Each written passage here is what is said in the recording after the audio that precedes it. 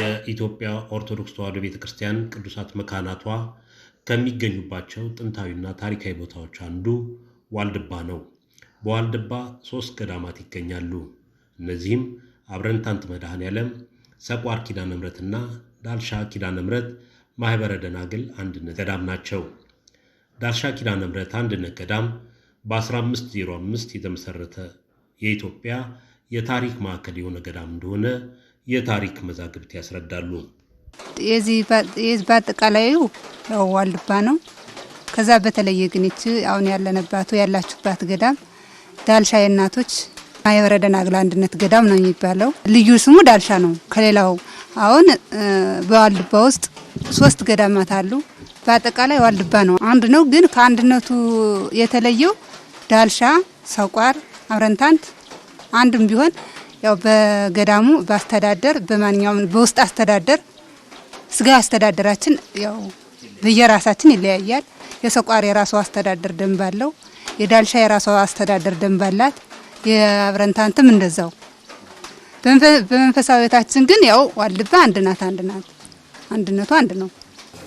ማይጽጌ ማርያም ሳሙኤል ዋልድባ ማለት በዋልድባ እጸዋሊም ትባላለች እና ጌታችን ያኔ ሲሰወራቸው ቅዱሳንን ከመሬት ውስጥ ከቅዱሳን አብረው ሲከተሉት በኢየሩሳሌም እንደተሰወሩ ሲባል ከውስጥ እንድንካን አድርጎ እጸዋሊም የምትባለውን እኛ እናያትም እንጂ እጸዋሊም የምትባል ዛፍ አብቅሎ ዱባ የሚያክል ፍሬ አላት። እቺን ብሉ ብሎ ባርኮላቸው ነው ሄደና እጸዋሊ ትባላለች። እንትና ፍሬዋ ዱባ ያክላል። ስለዚህ በዛች በፍሬዋ ነው ዋልድባ የሚባለው። እጸዋሊ በምትባለው ዋሊ እጸዋሊ ዋሊ ዱባ ዋሊዋ እንትና ዛፏ እጸዋሊ ነው የምትባል። ዛው ፍሬዋ ደግሞ ዱባ ያክላል። በዛ ዋሊ ዱባ ተባለ። ዋልድባ ማለት ዋልድባ ሲገደም ከመጀመሪያው ጌታችን ሲገድመው ዋልድባ የተገደመበት ቦታ ይሄ ነው ዓመተ ምሕረቱ አይባልም።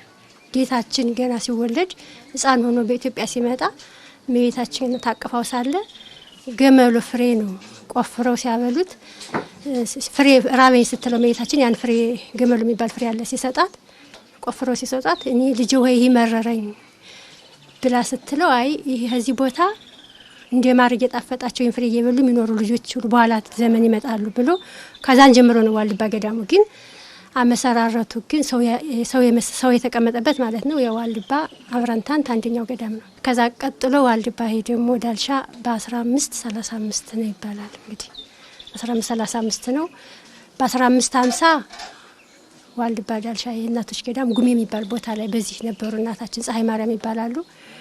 እሳቸው ናርዲቶቻቸውን ይዘው ሲኖሩ የሀያ ኩንታሮት የሚባል በሽታ ፈጀባቸውና ሱባኤ ሲገቡ ተከዜ በረሃ ሄደው የኛ እዚህ ቦታ እንዲሰፍሩ ተገለጸላቸው። ከዛ ሲገለጸላቸው አሁን ምስራቃዊ የሚባል የገዳሙ መምህር ሆኖ የሚያስተዳድሩ አባት ነበሩ በጊዜው የአባቶች ማለት ነው። እና ያው ይጠያየቁ ስለነበር መጡና አባቴ ወይ ከናንተ እነሱ ቅርብ እንዳይሆኑ ነው እዚህ ቦታ ተፈቀደልኝ ለመስፈር ጌታ በእግዚአብሔር ፈቃድ ተፈቀደልኝ ብሎ ሲሏቸው እስቲ ቆይ እኔም ሱባኤ ልግባ ብሎ እሳቸውም ሱባኤ ሲገቡ ተገለጸላቸውና ልጅ ወይ በለጥሽኝ ብለው ይሄ ህል ቦታ ማዶ ደግሞ የህርመት ቦታ ተገልጸላቸው ያኔ ጀምሮ ተገደመ ገዳሙ። እና ሶስተኛው ደግሞ በ5560 ነው የሰቋሮች ተገደመ። ገዳማውያኑ ከጧትና ከማታው ጸሎት በሚተርፈው ጊዜያቸው ገዳሙ በመደባቸው ቦታ የሚጠበቅባቸውን ስራ እንደሚሰሩ እማሆይ አስካለ ማርያም ያብራራሉ። ሙያስ ካለማርያም ሳሙኤል ባላለው የሥራ ድርሻዬ ወጪ ወራጅ ነኝ። ለእናቶች ከምእመናንን በመጠየቅ ከምእመናን የተገኘውንም ነገር እናቶች የሚቸግራቸውን የሚነግሩኝን ያንን ወደ ገዳሙ ማቅረብ። ገዳሙ በጣም አሁን በኢትዮጵያ በብዛት የሴቶች ገዳም የለም እና ዳልሻ ኪዳነ ምሕረት የእናቶች አንድነት ገዳም ብዙ ምእመናን የማያውቁት ከርሰ ምድሩ ወጣው ገባ የሆነ ቆፍረን ብዙ ምርት ማምረት የማንችልበት አስቸጋሪ በረሃማ ቦታ ነው። ስለዚህ ገዳሙ በብዛት ያመት ልብስና ያመት ቀለብ ከምእመናን ስለምናገኝ በጣም እንቸገራለን። ምንም ነገር ገዳሙ ላይ ያመረትነው ምርት ባለመኖሩ ከምእመናን ሄደን በማሳሰባችንና ያው ህዝበ ክርስቲያኑም በሽታ አለ በመባል ቦታውም ድረስ ባንሄድ እንዲሁ እየጠየቅናቸው በውጭም በሀገር ውስጥም ያሉ ረድተውን ነው ያለን እንጂ ምንም ነገር የሌለው ነው። የምናገኘው ምርት ከ2 ወር ወይ ከ3 ወር በላይ ለምግብነት የሚያገለግል ውጤት አናገኝም። 250 አሁን 250 አሉ ከዛም በላይ የሚሆንበት ጊዜ አለ። ግን መነኮሳት የእናቶች ገዳም መገደብ የለበትም። ለምን በብዛት ስለሌለ ይሄን ገዳም ሳንገድበው መናንያን እዚህ ቦታ ላይ እንዲኖሩ ለማድረግ አንደኛ መጠለያ ችግር አለብን፣ ሁለተኛ የአልባሳት የቀለብ ችግር አለብን እና ይሄንን ችግራችን ቢቀረፍልን ያው የእናቶች ገዳም ብዙ ቦታ ላይ ባለመኖሩ ይሄን ገዳም የሚመጡትን መናንያን መቀበል እንችላለን። በእድሜ መግፋትና በህመም ምክንያት ስራ መስራት የማይችሉ አቅመ ደካሞች ደግሞ የሚጦሩባቸው የህሙማን ማስተማሚያ ክፍል በገዳሙ ይገኛል። ሞያው ለተመድ ሊቃበው እናቶችን ሲታመሙ ማትሳመም ያው እናቶች ከ15ም ከ30ም ከ25 ከ40 ዓመትም በላይ ከገዳሙ ያገለገሉ አቅማቸው ሲያንስ ይሄ የአረጋውያን ቤት እዚህ መጣው አልጋቸው ላይ ሆነው የሚጦሩ ናቸው። አቅማቸው ከደከመ ወደዛ ውሃ መቅዳት የማይችሉ ልብስ ማጠብ የማይችሉ ማቁናቸውን ዳቢያቸውን አመጣው የመብራት የማይችሉ አቅም ያለው ያው እንደኔ አይነት ይመረጥላቸውና ይሰጣቸዋል። ልብሳቸውን እና ጥያጣውን ምግባቸውን እያበሰል መቁዳቢያቸውን እያመጣን የምናቀርብላቸው እኛ ነን። ሲታመሙ ደግሞ ያው በአላህ አቅማችን ገዳሙ ካለው ንብረት ያችን የሚፈልጉትን ነገር ያለንን ማሽላና ዳጉሳ ነው ከቦታው ላይ ሌላ ምንም ነገር የለም። ያሉንን ሙቁም ማሉንም ቂጣም ማሉንም ያችን ቆሎ ማለነ ያችን እያበሰን እያቀረው እሰጣቸዋለሁ። በጣም 5 6 10 15 ነው በሚበዙብኝ ሰዓት ደግሞ ከውጭ በጣም ሲያቅተኝ እናቶች በስተውብኛል ብዬ ለመጋቢ ሲናገር መጋቢ ደግሞ ለኔ ረዳት ሁለተኛ ሰው ይሰጠኛል። እና የአረጋውን ቤት እንደምታዩት በጣም ጥበት አለው። በጣም የተጨናነቀ ነው። ራሳቸውን ፖፖአቸውን እንኳን አደራርቤ ነው ማስቀመጠው። ትመለከታላችሁ። ይሄው የቃቸው ማስቀመጫ ዳንዳ እየተሰራ ልብሳቸውን ከላይ የሚደረግበት እነሱ ደግሞ ያው ቦታው ሲጠብ ከቃቸው እነሱ ከታች ከስሩ እየተደረገበት ይሄ ደግሞ ወንፊት በመሆኑ አዋፋቶች በዳር እየገቡ እያራገፉባቸው ይሄን ዛንዜራ እየካተርኩኝ የምጠቅና በጣም ያረጋዋን ቤት በጣም ችግር አለበት። ሲታመሙ የሚፈልጉት ነገር ለመስጠት ቤተ እግዚአብሔሩ ገዳሙ በጣም አነስተኛ ድክመት ስላለው ምንም ነገር የሚያገኙት የለም። ሳሙና ያስፈልጋል። አረጋውያን የንጽህና መጠበቂያቸው ልብሳቸውንም ለማጠብ ሰውነታቸውንም ለማጠብ ሳሙና ያስፈልጋል። ይሄም ቋሚ የሆነ ነገር ስለሌለው ገዳሙ የሚተዳደርበት ከምእመናን በመናገኝ ሰዓት ለገዳሙ መነኮሳት አይደርስልንም።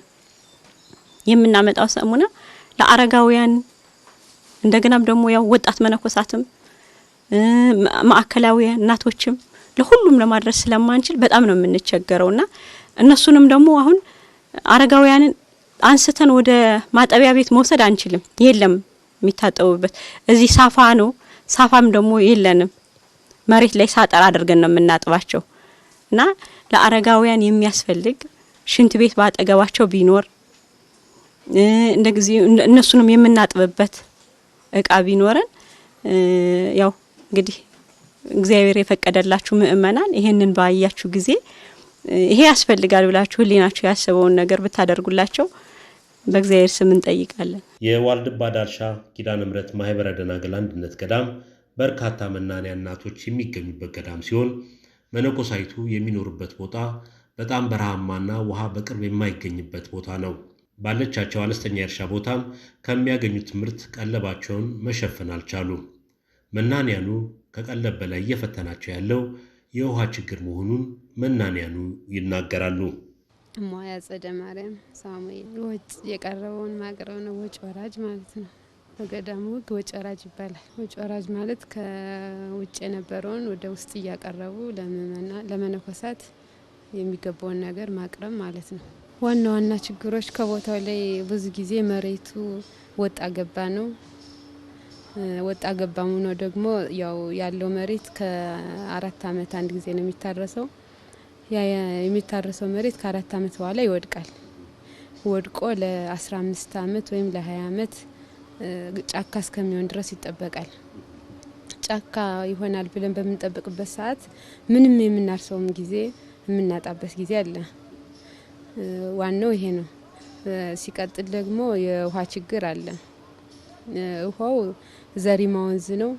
ከዘሪማ ከተማ አንስቶ ነው የሚመጣ። በጣም በርቀት እነሱ እያጠቡበት ልብስ ያጡበታል፣ ገላቸውን ይታጠቡበታል። ያው በቃ ቆሻሻ የሆነ ነገር ይሰዱበታል። ግን እኛ ከገዳም ውስጥ ስላለን እግዚአብሔርን አምነን ያንን ውሃ ለመጠጥም ለልብስም እንጠቀምበታለን። ውሃ የምንቀዳበት ቦታ ከገዳሙ የ30 ደቂቃ መንገድ ያህል ይርቃል። ደግሞ ወጣ ገባ ነው። ከውሃው በተለይ ከውሃው አካባቢ አለታማ ድንጋዮች አሉ። ደካማ ወጥቶ መግባት አይችልም። በተለይ በክረምት ላይ ያድጠዋል። ደሞኛም ደክሞን ኃይል ሲያንሰን ስራ በሰነበትን ሰዓት አህያ ሊቀዳ ሲል አህያውም ያው መውጣት አይችልም ማለት ከመሆኑ የተነሳ ማለት ነው። እና የውሃ ችግር በጣም አለብን። እንዳልኩት ደግሞ ቅድም ያው ውሃው ከዘሪማ ከተማ አንስቶ ስለሚመጣ አንዳንድ የውሃ ወለድ በሽታዎችም አለ። መነኮሳት በውሃ ወለድ በሽታ ብዙ ጊዜ እንጎዳለን፣ ይጎዳሉ። በተለይ አረጋውያን ይጎዳሉ። ያንን ያው መቼም ከገዳሙ መታከም ስለሚርቅ ብዙ ጊዜ በበሽታ ላይ ቆይተው እና እናቶች ከጸሎትም ከምንም ይደክሙብናል። ደሞኛም በምንቀዳበት ሰዓት ያው የውሃው ርቀት ስላለ መነኮሳት ብዙ ጊዜ በውሃ ችግር ነው የምንኖረው። እማይ ወለተ ማርያም ባላለሁ ገቢ ነኝ። የውሃ ችግር አለብን፣ የቀለብ ችግርም አለብን። አዎ ለጊዜው አርዲቱም እናቱም እየቆፈርን እንትን እንዘራለን፣ ግን ናዳ ይወስዷል። ይሄን ያህል የሚወበቅ አይደለም የምንኖረው። ያው ህዝበ ክርስቲያን እየረዳን እስታውን እንገኛለን። አሁን ግን ይሄ ነገር ቢሰራልን ሆ ቢወጣልን አርዲቱም እናቱም እንዳቅሙ እየሰራ ከልመና የምንገለገልበት የምንወጣበትን መንገድ ፈልገን ነው የመጣ ነው። ከዚህ እግዚአብሔር ፈቃዱ ቢሆን ያንን ውሃው ከገባልን አታክልትን ሁሉንም እያደረግነ ራሳችን ከልመና እንድንወጣ ይሄንን በማለት ነው እንግዲህ ወደዚህ የመጣ ነው። እግዚአብሔር ግን ደግሞ ይሄንን ተመልክተው ህዝበ ክርስቲያኑ እጅን ለግሶም ለተግባር ወቅቶ እንዲሁ ለማመስገን ያብቃን እያልን እንላለን። አሁንም ቢሆን ለኛ ህዝበ ክርስቲያኑ ያለውን ይሰጠናል። ሆኖም ግን ከልመና የማያወጣ አይደለም። ሁልጊዜ ከልመና የምንወጣበት መንገድ ነው የፈለግንና ይሄ ውሃ ከገባልን ያለውን ነገር እየሰራን እንድንገለገል ነው እና ይህንን እግዚአብሔር አምላክ ደግሞ ጤናቸውን ሰጥቶ የሚረዳን ነው። ሁሉ የሚያለብሱንም እነሱ ናቸው፣ ቀለብም የሚገዙልን እነሱ ናቸው። መቼም ህዝበ ክርስቲያኑ ለኛ ገዳማት የሚኖር በህዝበ ክርስቲያን ነውና እግዚአብሔር አምላክ ክብሩን ጸጋውን ሰጥቷቸው ጤናቸውን ይስጣቸው። አገርም ደግሞ ሰላም አድርጎ ካህናቱን መንበሩን ታቦትን ከመንበሩ ካህናቱን ከስልጣኑ ሳናውጥብን ጥሩ መንግስት ደግሞ እግዚአብሔር አምላክ የሃይማኖት መንግስት ሰጥቶና እንዲሁ እንድንኖር ያድርግልን፣ ክብሩን ጸጋውን ይስጥልን። የሚሰጡንን ሁሉ እርዳታ በአውደ መጽሐፉ ይጻፍልን፣ ክብሩን ጸጋውን ይስጥልን። ዝክረ ወልድ ዝክረ መንፈስ ቅዱስ ያድርግልን። የሚሰጡት አይጡ እጃቸው ሰፊ ሆነ መስጠቱ ቦታ ያውልልን። የሚረዳን ሁሉ ተራዳይ አምላክ ይስጥልን። እናቱም ሁሉም እየተቸገርን ነው እስካሁን የምንኖረው። እንግዲህ በተለይ ክረምት ሲሆን ከምኑ ላይ ቀርተን ከምኑ ላይ እንገለገላለን። ማዕበል ሲመጣ ያ ችግር ነው። መቼም ችግሩን እስካሁን እየተዋጣ ነው። አሁን ደግሞ ያው እናንተ ደግሞ እንግዲህ የምትተባበሩን ነገር ነው የምንጠብቀው እንጂ ውሃ ችግር በጣም አለብን። ሁሉም ነገር ችግር አለብን። ያው እኛ በምርመራ ባናውቀው እንግዲህ መቼም ሊኖር ይችላል። የሞቱትም አሉ ያለነውም አለነ እንጂ ይኖራል። ምክንያቱም ውሃው ፀሐይ የተነሳ እንግዲህ ሄድና አሁን እንግዲህ ሚያዝያና ግንቦትን የአረንጓዴ ነገር ነው የሚያመጣና በላይ የሚያሰፋው። ያንን ስንቀደው ጤናማ የት ይገኛል ብለው ነው። ያው ውሃ ችግር በጣም አለብን ነው። ዛሬ ቀደም እኮ ቅዱሳን ማህበሮች መጥተው አጥንቶት 2-3 ጊዜ ሄደዋል። ግን ብዙ ገንዘብ ያስፈልጋል። ገዳሙ ያለው ችግር ምንድነው? መሰረታዊ ፍላጎት የሚፈለገውን ነገር ገዳሙ ማግኘት የምንችልበት መንገድ የለም። ለምሳሌ አሁን እርሻ በረሃማ ነው ቦታውና በእርሻ የምናገኘው ውጤት በጣም ነው ድካም ያለው። አርድእት መነኮሳት መናንያን በሙሉ እንግዲህ በጋውን በሙሉ ከመንጠር ጀምሮ ቁፋሮ፣ አጨዳ፣ ሸክም ይሄንን ሁሉ አድርገን ይሄንን ሁሉ መከራ ታይቶ የሚገኘው ምርት ግን ለገዳሙ ከ3 ወር የበለጠ ለምግብ የሚበቃ ስላልሆነ ያው ምግብ እንደገና አልባሳት በየአመቱ እንቸገራለን። የአልባሳት ገዳሙ አቡጀዴ ነው የሚለበሰው። እሱም ገዳሙ መተዳደሪያ ባለመኖሩ ምግብና አልባሳት እንዲሁም ደግሞ የመጠጥ ውሃ ገዳሙ ላይ የለውም። እኛ ያለንበት ከፍታ ቦታ ሲሆን ውሃው ከታች ነው። ስለዚህ ውሃም ችግር አለብን። ርቀቱ ምንድነው? ተራራማ ቦታ ነው። እኛ ያለነው ከፍታ ቦታ ነውና ውሃው ዝቅተኛ ቦታ ነው ያለ። ወራጅ ወንዝ ነው እና በጣም ርቀት አለው። በተለይ አሁን አይነ ስውሮች፣ አረጋውያን፣ ደካሞች መውጣት መውረድ አይችሉም። ውሃውን ቀድተው ወደ ገዳሙ ለመሄድ በጣም ነው የሚቸገሩ። ብዙ ጊዜ አርድእት ስራ በበረሃ ስራ ላይ አርድእቶች ሲሆኑ ደካሞች ውሃ መቅዳት ይቸገራሉና ለውሃ ጥም ይጋለጣሉ በብዛትና ይሄንን ውሃ ወደ ቦታችን ለማስገባት ከ10 አመት በፊት ጀምሮ በልማትና ክርስቲያን ተራድኦ ኮሚሽን ጥናት እንዲደረግልን አድርገን ብዙ ታግለናል። ያው እስከዛሬ ድረስ ምንም ማድረግ ስላልቻልን ነው። ውሃው የሚመጣው እንግዲህ ዘሪማ ነውና ከተማውን ዘሪማ የምትባል ከተማ አለች። ከዛ ነው የሚመጣውና ይሄ ውሃው ሲመጣ በጣም ቆሻሻ ነው። ያው ህብረተሰቡ ንጽህና መጠበቂያ የሚያደርገው ውሃ ነው። ከተማው ሌላ ውሃ ስለሌለ የንጽህና መጠበቂያቸው ውሃ ያን ነው። ያን ወራጅ ውሃ ነው እኛ የምንጠቀመው። በብዛት በውሃ ወለድ በሽታ መናንያኑ እንጠቃለን። በብዛት አረጋውያንም ያው የሚታጠቡበት የሚጠጡትም እሱ ነውና በጣም እነሱን ያጠቃቸዋል። ይሄንን የውሃ ወለድ በሽታ ለመከላከል ነው ከልማት ኮሚሽን እንግዲህ ውሃ ተቆፍሮ እንዲወጣለን ጥናት እንዲጠናለን የጠየቅነ።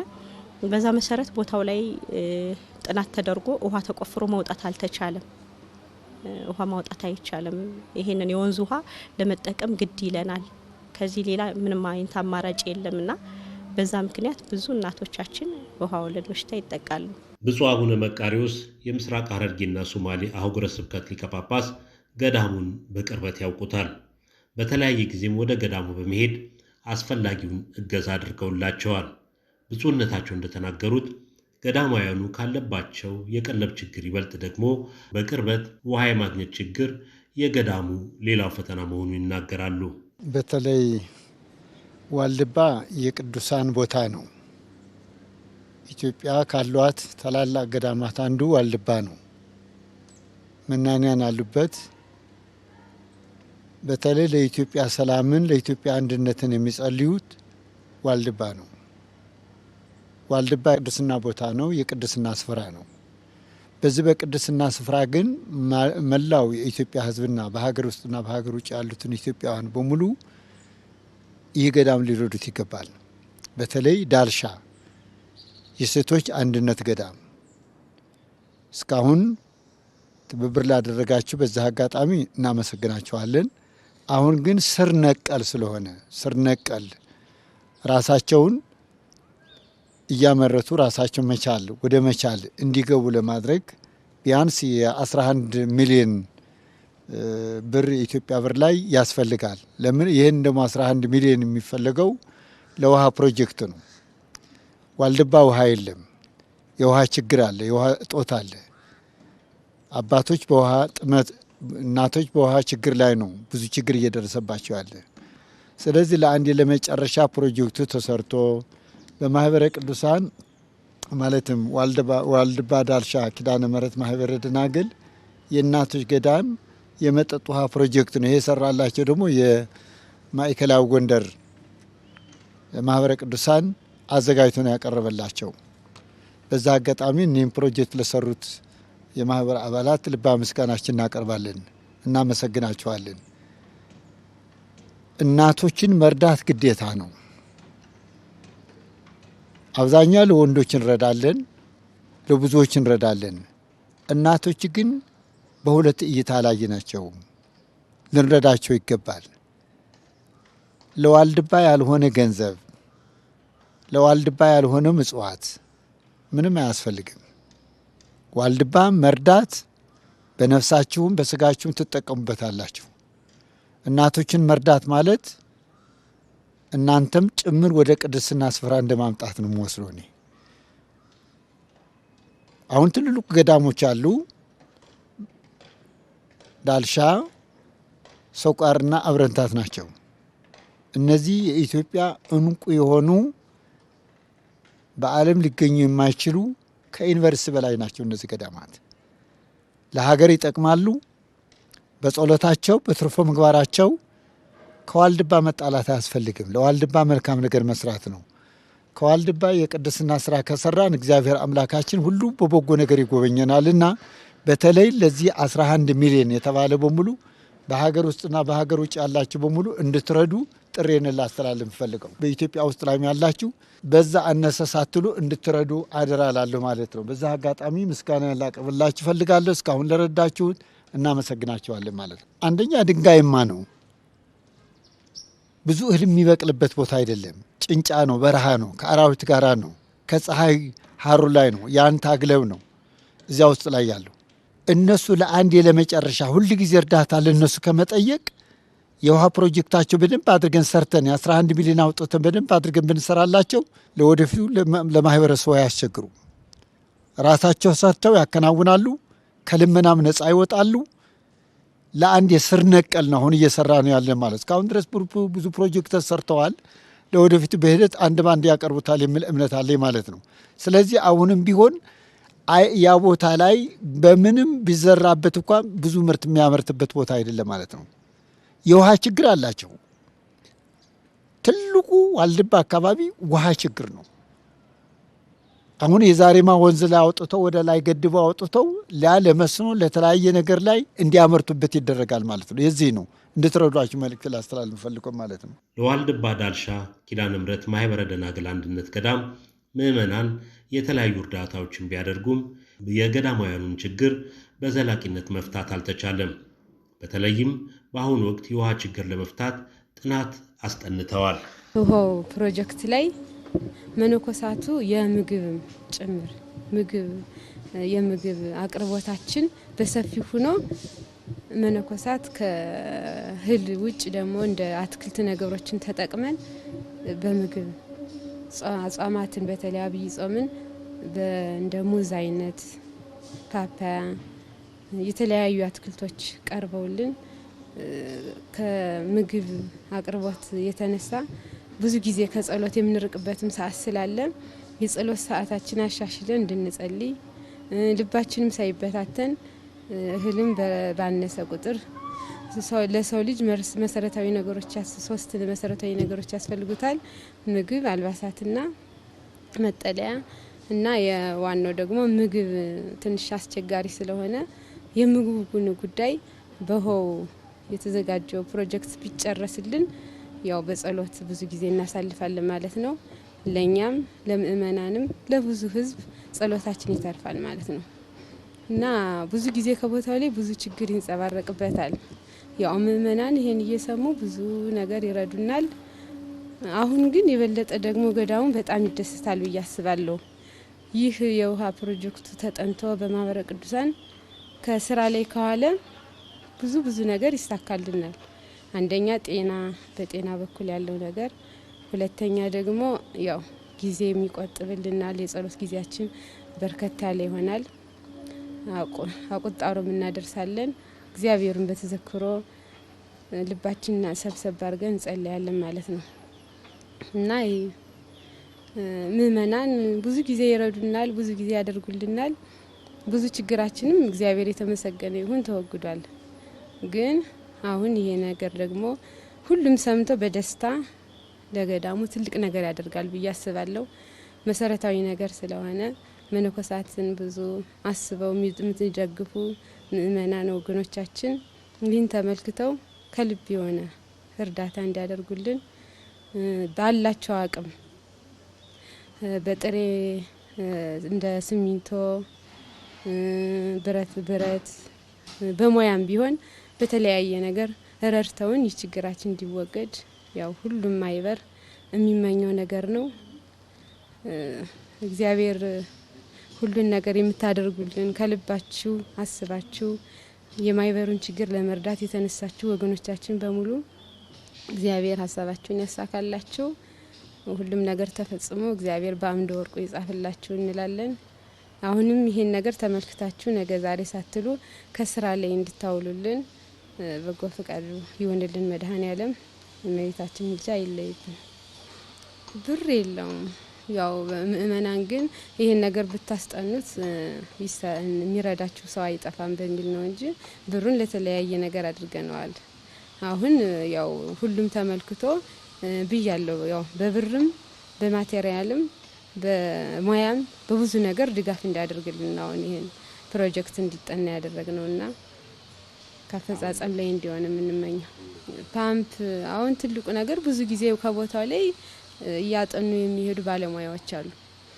ግን ወደ ስራው ለመግባት ከብዳቸው የነበረ ፓምፑም ጄኔሬተሩም በጣም በብዙ የዋጋ የተተመነ ነው። እስከ 10 ሚሊዮን ይደርሳል፣ ይሄን ያህል ይሆናል እያሉ እየፈሩ ወደ ጥናቱ አልገቡም ነበር። ግን አሁን እግዚአብሔር የተመሰገነ ይሁን ኢትዮጵያ ኦርቶዶክስ ተዋሕዶ ቤተክርስቲያን በሰንበት ትምህርት ቤት ማደራጃ ማህበረ ቅዱሳን ጎንደር ማዕከል ቅዱሳት መካናት ይህንን ድርጅት ይህን ውሃ ፕሮጀክት አጥንተው ወደ ስራ ውለውልናል። አሁንም ለፍጻሜ ድረስልን ብለን እንመኛለን። ማይበሩም ጸሎት ያደርጋል። እግዚአብሔር ቸርነቱን ያብዛልን። እመቤታችን አትለይብን።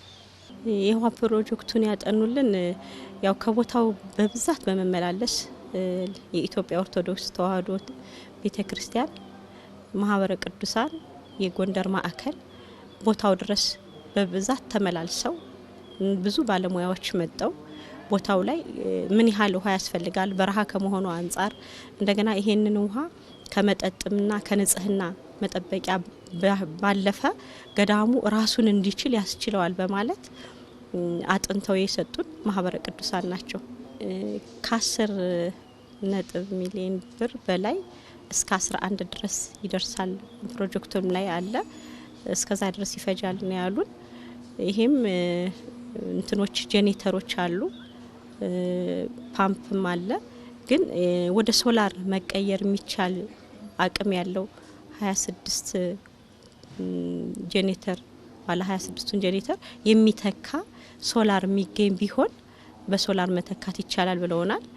እነሱ ግን የሰሩልን ያው በሞተር ነው፣ በጄኔሬተርና በሞተር። ገዳሙ ራሱን ያልቻለበት ምክንያት አንደኛ ለምእመናን ቦታው ቅርብ አይደለም፣ በረሃማ ነው፣ ከርሰ ምድሩ አይመችም፣ ተራራማ ገደላማ ነው። በእርሻ በልማት ራሱን ማስቻል አይቻልም። ምክንያቱም ገደላማና በረሃማ በመሆኑ ውሃም እንዲሁ ትልቅ ተጽዕኖ ስለሆነ ገዳሙ ራሱን መቻል የማይችልበት ምክንያት ይሄ ነው። አሁን በጤና ችግር ላይ ያው የተለየ ምንም አይነት መፍትሄ አልተገኘም እስካሁን ድረስ። ያው ገዳማውያን መናንያን በሚታመሙበት ሰዓት መታመም ከዛም ሲሻላቸው መነሳት ያለያም ደግሞ እንግዲህ ህልፈታ እድሜያቸው ሲደርስ ያው ወደ ሞት ነው። በዚህ አይነት ምንም አይነት ነገር የተገኘ ነገር የለም። በምግብ በኩል ግን ያው የኢትዮጵያ ኦርቶዶክስ ሚዲያ ቴሌቪዥን ወደ ገዳሙ ከመጣ ጊዜ ጀምሮ ምእመናን ሁሉም ህዝበ ክርስቲያን በመረባረብ እለታዊ ችግራችንን መፍትሄ ሰጠውናል። የአረጋውያን ማጠቢያ ብለን ጠይቀን በነበረ ሰዓት ለምግብ የሚሆነንን ነገር ህዝበ ክርስቲያኑ እየረዳ ዘላቂ መፍትሄ ነው ገዳሙ ላይ ያልተገኘ እንጂ ጊዜያዊ መፍትሄ የሚሆነውን ነገር እለታዊ ችግሩን ምእመናን እየረዱ ነው የምንገኝ። መናንያኑ በውሃና በምግብ ያለባቸው ችግር ከፍተኛ በመሆኑ የገዳሙን ችግር በዘለቄታ ለመፍታት ምእመናን፣ ምሁራን፣ ባለሀብቶች እገዛ ሊያደርጉላቸው እንደሚገባ ተናግረዋል። እውን እንዲያውንት እንዲሉልና ነው ወንድ ይሰሩልና ከልመና እንድንወጣ የምናደርገው ነገር አታክልተ ነገር እያተከልና ከልመና እንድንወጣ ነው እኛ የምንፈልገው። ጥቅም አለው እንጂ እናቱም እንደልቡ አይነ ስጉሩም ደካማም እንደልቡ ይቀዳል። ሁሉም እንደልቡ ይሆናል። በቃ አትክልት እናተክላለን፣ ሙዝ እንተክላለን፣ ቋርፍ እንተክላለን። የስኳር ድንች ከገባልንማ የስኳር ድንች እንተክላለን። በዚያ እንገለገላለን፣ ከልመና እንወጣለን። እሱ ከገባልንማ ይሄ ውሃው መግባት አለበት። ውሃው ወጣልና ያው እየሰራን እንኖራለን ማለት። ይሄንን ሁሉ እንዲያደርጉልን ይሄንን ውሃ እንዲያስገቡልን ለጸሎት የሚመቸን አሁን ሁሉን ነገር የምናደርገው ለጸሎትም ሰዓት አለው፣ ለስራም ሰዓት አለው። ያ ተተሳካልን እኛም ከጸሎታችን አንለይም። ያው እንግዲህ ጸሎታችን ያው ስራችን ነው ማለት ነው። ያው ስራችን ነው ጸሎታችን። እግዚአብሔር ደግሞ እንግዲህ ይሄንን ሁሉ አይቶ የሚረዳንን ተራዳይ አምላክ ይስጥልን እያመሰገነ ከመከራ ስጋ ከመከራ ነፍስ ይጠብቅልን እያልን እንለምናለን። ለሀገሩና ለእናቱ ለህዝበ ክርስቲያኑ ይሄንን እያልን የምንኖር ናቸው።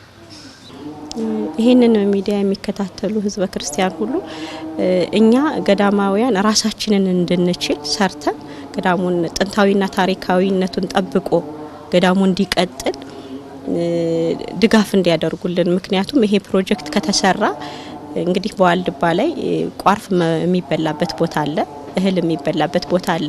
ስለዚህ ሁለቱንም ያማከለ ቦታ በመሆኑ እኛ በዚህ ይሁዋ ገባልን ቋርፍ ማምረት እንችላለን። ቋርፍ ማምረት ከቻልን በአጽዋማት ገዳሙ ያለምንም ችግር ቋርፍ መመገብ እንችላለን። ስለዚህ ይሄንን የሚመለከት ህዝበ ክርስቲያን ሁሉ ገዳሙ ራሱን እንዲችል ታሪካዊና ጥንታዊነቱን ጠብቆ እንዲራመድ እንግዲህ ህዝበ ክርስቲያን ርብርብ አድርገው ይሄንን ፕሮጀክት ስራ ላይ እንዲውሉልን በእግዚአብሔር ስም ጠይቃለሁ። ብፁዕነታቸውም የገዳሙን ችግር በዘለቄታ መንገድ ለመፍታት መናንያኑ በባለሙያ ያስጠኑት የውሃ ፕሮጀክት ተግባራዊ ለማድረግ ምእመናን ገዳሙን ሊረዱት እንደሚገባ መልእክታቸውን አስተላልፈዋል። ማህበራትም ቢሆኑ በውጭ ያሉ ማህበራት አብያተ ክርስቲያናትም ቢሆኑ ሌሎችም ቢሆኑ የበለጠ ስራ ለአንዳንድ ነገር እናከናውናለን አይልም እንዴ? እናቶቻችን ከወደቁበት ብናነሳቸው እግዚአብሔር ደስ ይለዋል። ስለዚህ ማህበራትም ተደራጅተው እያንዳንዱ አስተዋጽኦ በማድረግ እነዚህ እናቶችን ልንረዳቸው ይገባል ነው። ነገ እኮ እነሱ ይዘውት አይሄዱም። እነሱ በሞት ይለያሉ፣ ሌላ እናቶች ይተካሉ። ሌሎች ይመጣሉ፣ ሌሎች ይተካሉ ማለት ነው። ለዋልድባ መርዳት አስፈላጊ ነው። ኦርቶዶክሳዊ ክርስቲያንን የምንል ከሆነ የተዋህዶ ልጆች የምንል ከሆነ ብቻ ገዳሙ ሄዳችሁ ብታዩት፣ በዛ አጋጣሚ ሂዱ፣ ጎብኙ፣ እዩት። የተጠሩ ብዙዎች ናቸው፣ የተመረጡ ጥቂቶች ናቸው። እዚያ ሄዳችሁ ስታዩ ነው ሁሉ ነገር ማድረግ የምትችሉና አሁንም መልእክቴ በኢኦቲስ የሚተላለፈውን በቴሌቪዥን ስርጭት ላይ ሰምታችሁ በራሳቸው ላይ አካውንት ላይ አሁን ለቁርስ ብላችሁ ያዘጋጃችሁት ለዋልድባ ለሴቶች አንድነት ገዳም እንድትሰጡ አደራ፣ በምድር አደራ በሰማይ እላችኋለሁ። እግዚአብሔር ከእናንተ ጋር ይሁን። በዋልድባ ዳልሻ ኪዳነ ምሕረት ማህበረ ደናግል አንድነት ገዳም ያሉ እናቶች ስለ ዓለም፣ ስለ ሀገር፣ ስለ ቤተ ክርስቲያን፣ ስለ ትውልዱ ዘውትር የሚጸልዩ ናቸው። ገዳማውያኑ ለከፋ ችግር እንዳይጋለጡ፣ ገዳሙ እንዳይፈታ፣ መናንያኑም እንዳይሰደዱ ማገዝ፣ የሚጎድላቸውን ማሟላት ከሁሉም ኢትዮጵያዊ የሚጠበቅ በጎ ተግባር ነው። ወስብሐት ለእግዚአብሔር።